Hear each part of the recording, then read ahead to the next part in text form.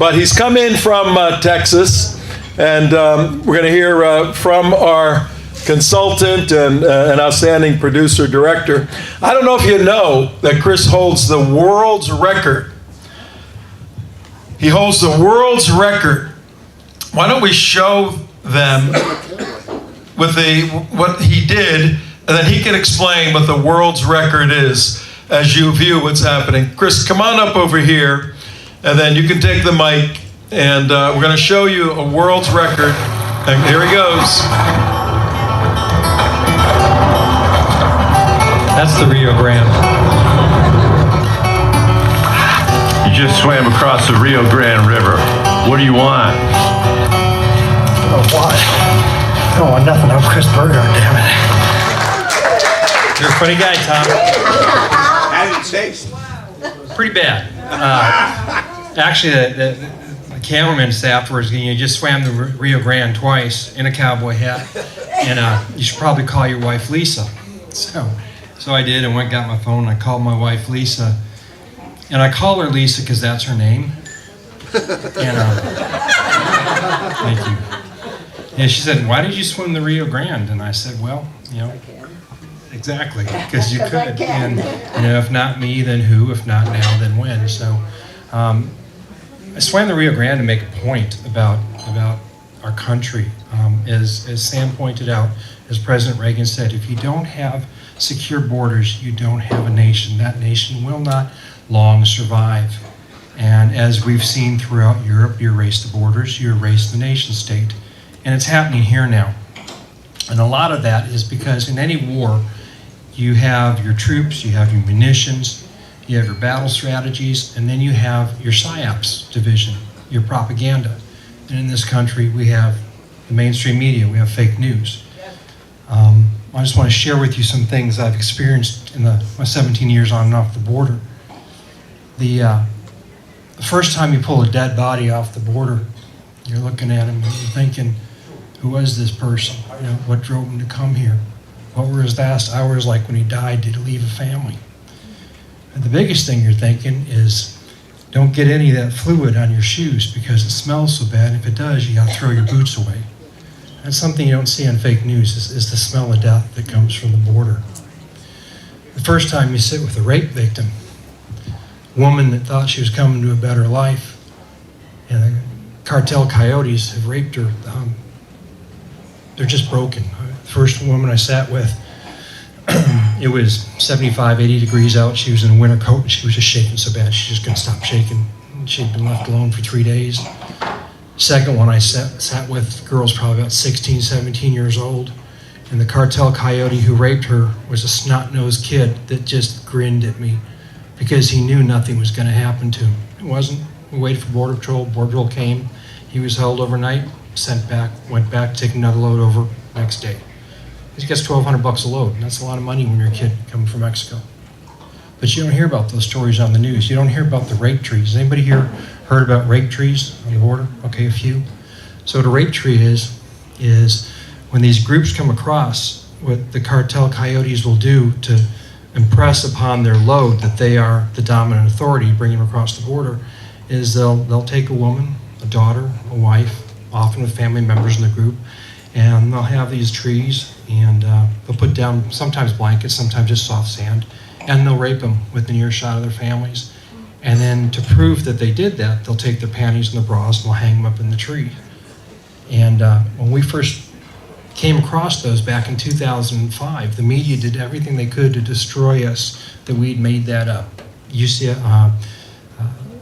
ACLU came in against us, Southern Poverty Law Center.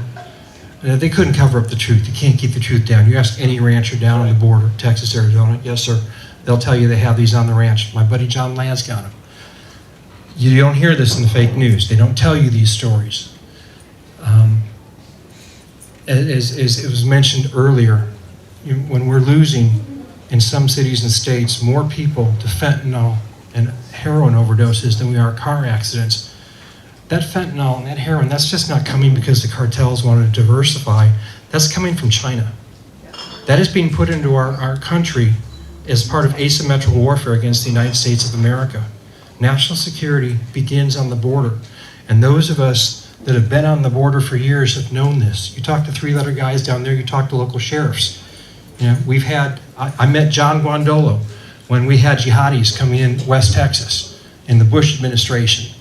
And the local sheriffs all knew it. Local sheriffs, Texas Rangers, we all got together and protected this one ranch because these jihadis had come across the border. Sinaloa cartel brought them across.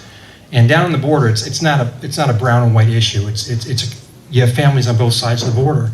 And when this woman, this rancher, reported that the jihadis were being brought across the border, Sinaloa cartel went to her sister in Chihuahua and said, you tell your sister to shut the F up, we're going to cut her head off and take it back into Chihuahua. So we protected that woman. That story never made it into the mainstream media. Just as in that same county, small county, Hudspeth County, when the Mexican military was escorting the cartel loads of drugs into Hudspeth County, they were facing off in shootout wars with Texas law enforcement. But you didn't see that on CNN. You didn't see that in the mainstream media because they're not telling the true stories.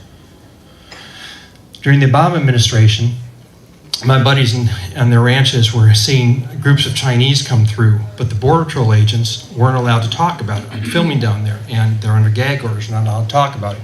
We can only talk about the people coming from the top 5 levels in the population of interest, and we can't talk to you about anything from China.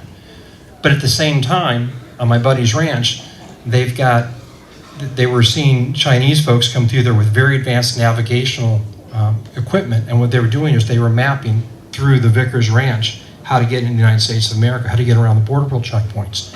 And while the Obama administration was saying to us that wasn't happening, they were also putting rescue stations in these big pastures in South Texas, where you go to these. There's a tower there, and there's water. So you come there, you're thirsty, you're dying of thirst. Press the button, you get water, but also then it alerts Border Patrol, and it says that press the button and you'll get help, and it says it in Spanish, it says it in English, and then it says it in Mandarin. So when the Obama administration is saying we don't have a problem with people breaking into the country from communist China, they're still spending a lot of money to put up these high-tech rescue towers in South Texas. That's reality versus what's reported. It's a war down there. My friends Mike and Linda Vickers, they have to carry guns to go water their stock, and they're not alone down there. Linda goes out one day, and her dog Gretchen, her German Shepherd, comes back and drops a ball at her foot like she wants her to throw it and play with her. It's not a ball, it's a human skull. This is 73 miles north of the border in Falfurrias, Texas. This is still going on today, and you weren't told about this. You hear about the cages, as Tom said, that were built under Obama. And you hear about separating families. Well, let's talk about separating families, because I've tracked children that the cartels have brought through the deserts of Arizona. And we've caught some of these groups. And back in the day, you catch them, you think you save them. But before Mr. Homan came in, before Mr. Trump came in with DNA testing, they would release these kids to just anybody. So they come up and say, I'm Jose's uncle, and they would release the children.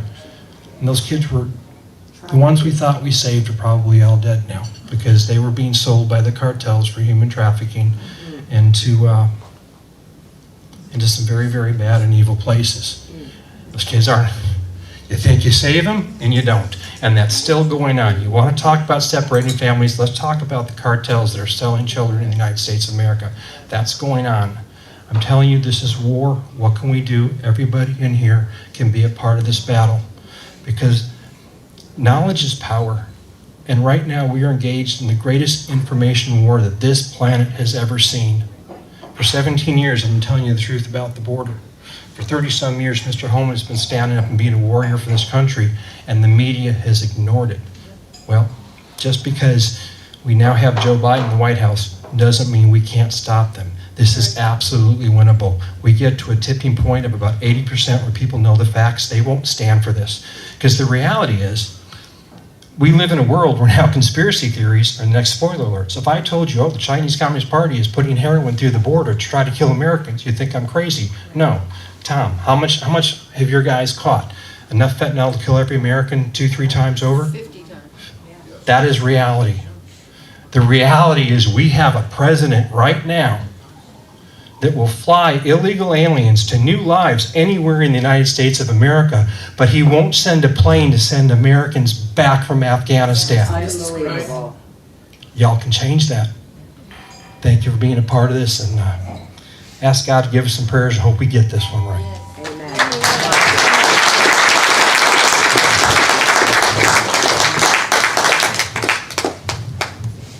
Thank you, Chris. Before we bring up our special guest, everyone in here is a unique individual. We thank you from the bottom of our hearts for being here. Many of you know about our organization, the United West and Jexit. Some of you are new. We're basically committed people to the four objectives for the United West: defend the Constitution, defend the State of Israel, defeat Mohammed, defeat Marx. Pretty simple.